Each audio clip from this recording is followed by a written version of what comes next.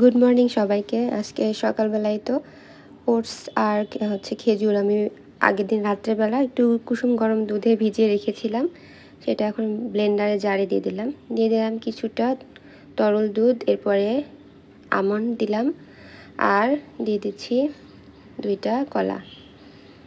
এটা এখন সুন্দর মতন ব্লেন্ড করব। রেডি হয়ে যাবে সুন্দর একটা হেলদি একটা স্মুদি।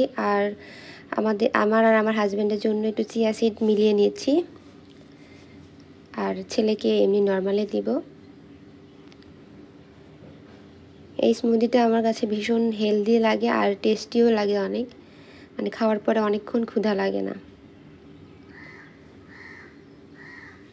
আর আমার বাচ্চাও এটা খুব পছন্দ করে, আমি মাঝে মাঝে এটা বানাই। আর এ তো তার টিফিনে দিয়ে দিলাম আলু পরোটা, এখানে একবারে সস দিয়ে দিয়েছি।